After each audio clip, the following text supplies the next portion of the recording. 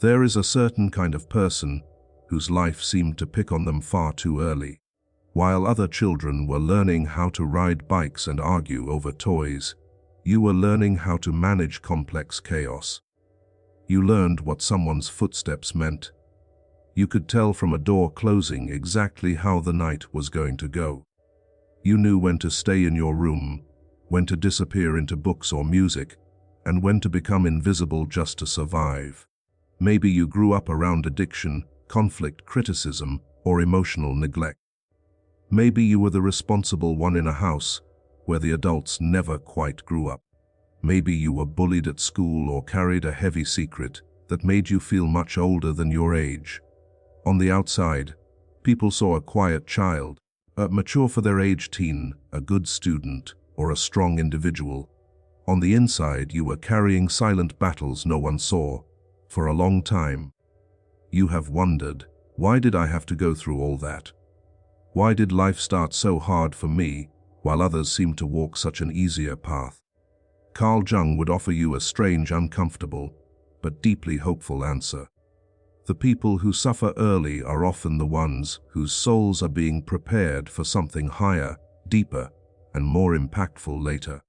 Not because suffering is romantic, and not because pain is inherently good, but because early pain cracks the surface of life so completely that you are forced into depth long before most people ever visit their own depths at all. Before we go further, pause with me for a moment. If you look back at your childhood or early years, and you know, without minimizing it, that you suffered more than most, but you're still here, still trying, and still reaching for something better, type the word RISE in the comments. Just that one word. You don't have to share your story in public. You're simply telling your own soul, I went through it and I still intend to rise. And if you are new here, take a second to like this video and subscribe so you don't miss the next time your heart needs words like this. At the end of this video, there is a playlist waiting for you on the end screen. Save it for tonight when you're about to sleep. Your body will rest, but your subconscious will keep listening, keep healing, and keep choosing you. Now, let's talk about why early suffering shapes people so profoundly, and why from a Jungian point of view. Those who walked through fire young often rise the highest later. Your early suffering was real. You don't have to minimize it anymore. Before we talk about growth and rising and meaning, we have to respect the truth. What happened to you was real. The nights you cried quietly into your pillow so no one would hear.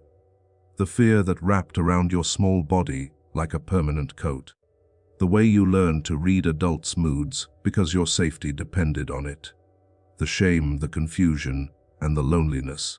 Jung never believed in skipping over pain to get to positivity. In his view, what is not faced doesn't disappear, it sinks. It goes underground into the unconscious and lives there as depression, anxiety, self-sabotage, mistrust, and patterns you don't fully understand. So, if part of you still flinches when you remember, if there are years of your life that feel like a blur or a hole, or if you still hear certain words in your head like accusations, that doesn't mean you're weak. It means your wounds were deep. Your first task now as an adult is not to tell a pretty story about how it all made you stronger. Your first task is to finally say, that hurt, it was too much. I should have been protected and I wasn't. Because the people who rise the highest later are not the ones who pretend they were never wounded. They are the ones who look at their wounds honestly and decide that those wounds will not be the end of their story. Early suffering forced you to grow skills adults struggle to learn. Children who suffer early become experts in things no child should have to know. You learn to sense danger in the smallest detail. You learn to read a room in seconds. You learned how to calm people bigger than you, how to avoid setting them off, and how to predict outcomes before they happened. While other kids were practicing sports or hobbies, you were practicing survival. Jung would say your unconscious had to adapt quickly. It gave you tools, hyper-awareness, sensitivity to energy. intense empathy for other people's pain, and a capacity to anticipate problems and adjust. You might now call those things overthinking or anxiety, because they came with a high cost. But look carefully, and you'll see something else in the mix. You understand humans deeply. You understand suffering intimately. You understand the difference between what people say and what they really feel. Those skills are often born in pain. They aren't fair, and you shouldn't have needed them so early. But as you begin to heal, what was once purely a survival response can become an astonishing strength.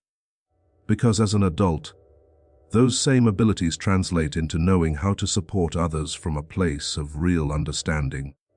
Sensing danger in decisions that look good on the surface, creating safe spaces because you know exactly what unsafe feels like, and leading, parenting, mentoring, or loving with a depth that can't be faked. Most people don't get this training. Their early years are softer and simpler. Yours were forged in heat. It doesn't make you better than anyone, but it does make you different. And different, when integrated, is exactly what rising higher really means. Let's pause here. If you can look at your younger self and see how many adult-level skills you quietly developed just to get through the day, take a moment inside and whisper to that version of you, "Thank you. You kept us alive."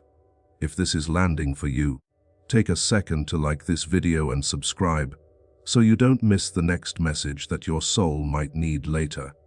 And remember, later tonight when your thoughts start circling as you try to sleep, you'll see that playlist on the end screen of this video.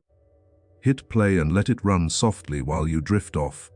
Your body will rest, but your subconscious will keep soaking in better, kinder words than the ones you grew up with. Now let's go deeper into why people who suffer early often take longer to bloom, and why that's not a curse, but a different timeline. Early pain often makes your path slower but deeper. One of the hardest things about early suffering is how long it can take you to even start your real life. While others are moving straight from school to jobs, from first love to second love, and from one milestone to the next, you might find yourself trapped in internal cycles, struggling with your mental health, fighting addictions or coping mechanisms, or choosing the wrong relationships because they feel familiar. You might feel stuck in a freeze state while everyone else seems to be moving ahead. You might think, "I'm behind. Everyone my age is already so far. Why can't I just get it together?" Jung would invite you to look at it differently. You weren't behind. You were carrying a heavier load. The others might have been walking uphill with a light backpack, while you were walking the same hill with 50 extra pounds of unprocessed grief, shame, hypervigilance, and fear strapped to your shoulders. Of course you moved slower. Of course you needed more rest. Of course your timeline didn't look neat. But here's the thing. Moving slower with that much weight builds a kind of strength people can't see yet.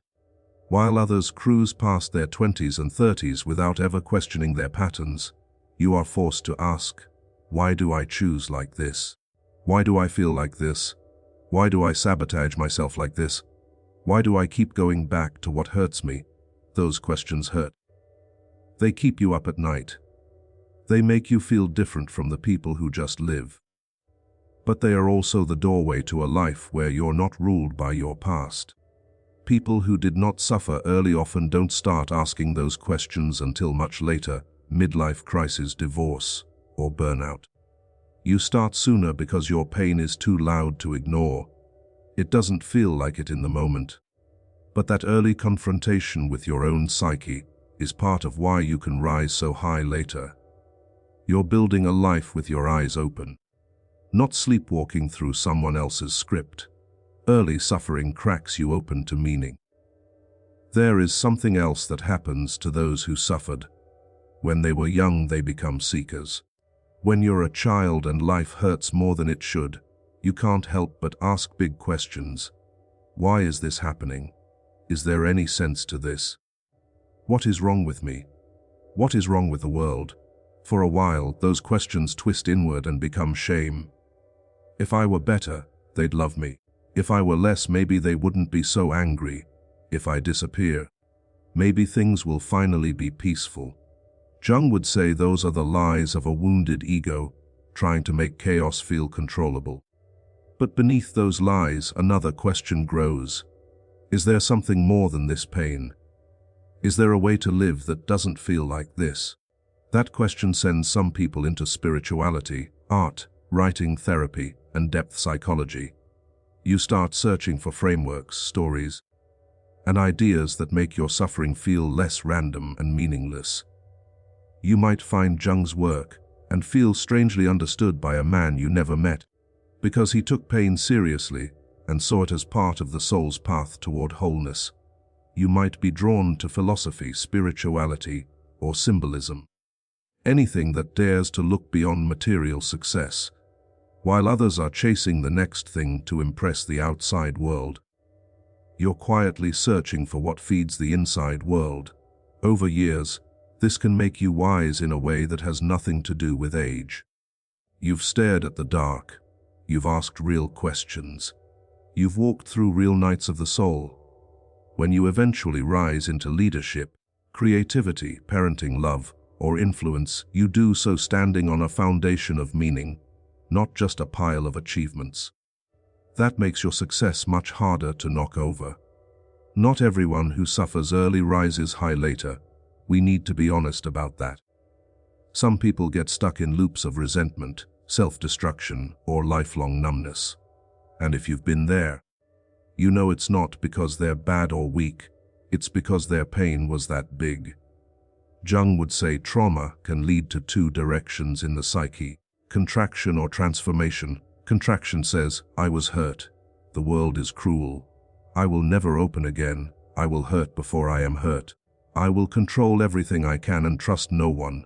Transformation says, I was hurt. The world can be cruel. But I refuse to let what happened to me become the only story I ever live.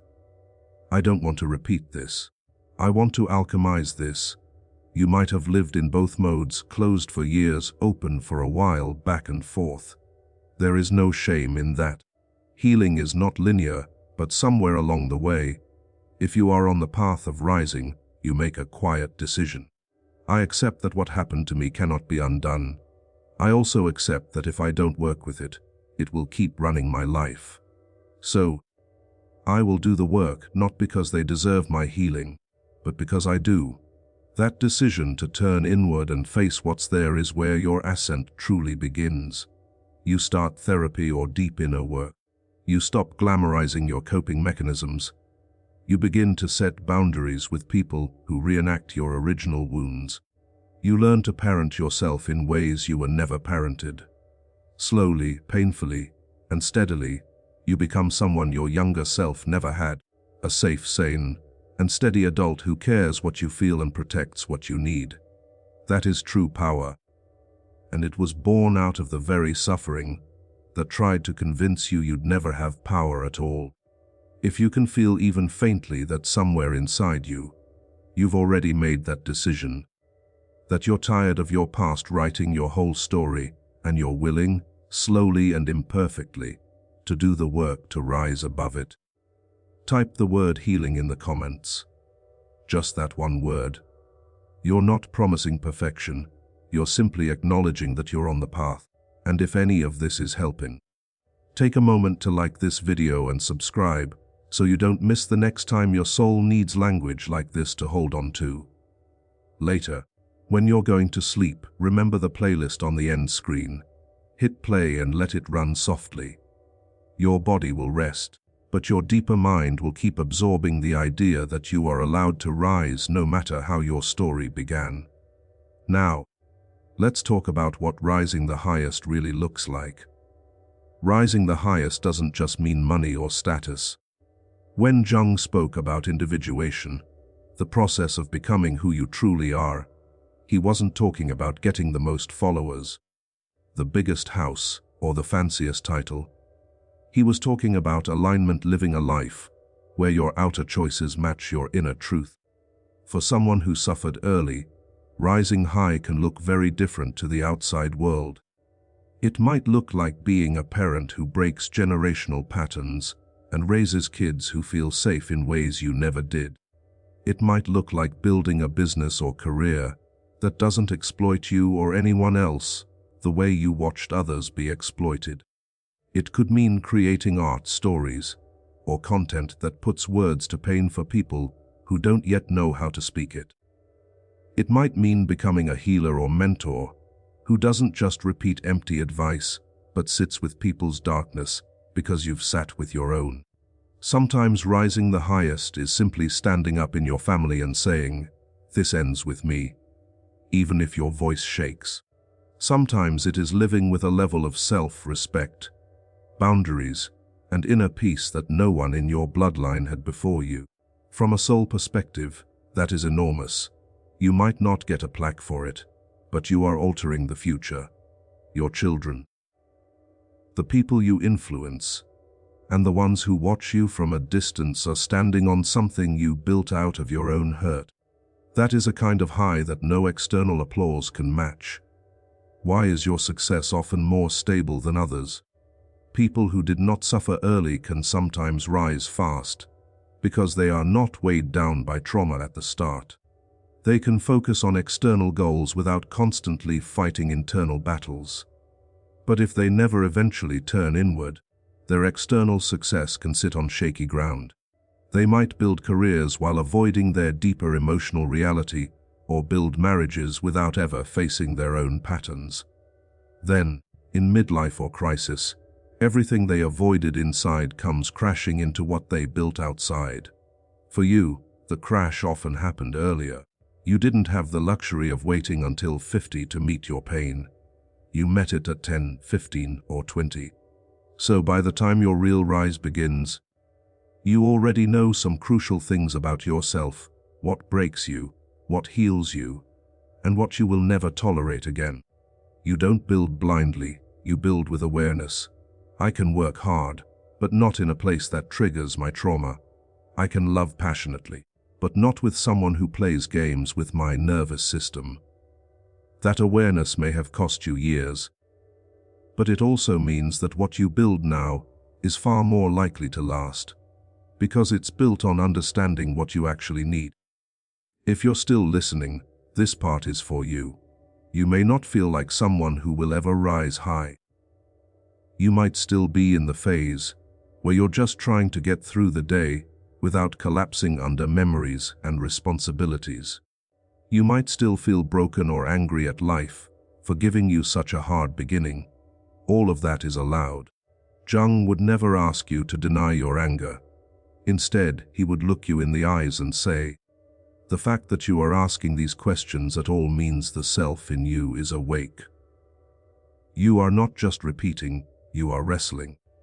And every time a human being wrestles honestly with their own darkness, the possibility of light increases. You do not have to know what your highest rise will look like yet. Rising might simply mean telling the truth in therapy for the first time, putting boundaries around your energy, resting without calling yourself lazy, or refusing to speak to yourself in the same cruel tone others once used on you. These are small on the outside, but they are huge on the inside. Step by step, choice by choice, and truth by truth, you reach a point where your life is no longer a replica of the pain you grew up in. You are less available for chaos and more loyal to your own soul. If some part of you knows you suffered early, but you refuse to let that be the only thing your life is about, then let this moment be a small marker on your path. If you haven't yet, type the word RISE in the comments, not because a word can fix everything, but because you need a simple gesture to say, "I'm still here, and I intend to grow taller than what tried to crush me." If this spoke to your heart, please take a moment to like, subscribe, and tap the notification bell. When you sleep tonight, let the playlist run in the background. Your subconscious will keep listening, keep healing, and keep choosing you until one day you wake up and realize you did not just survive. You rose higher than anyone ever imagined.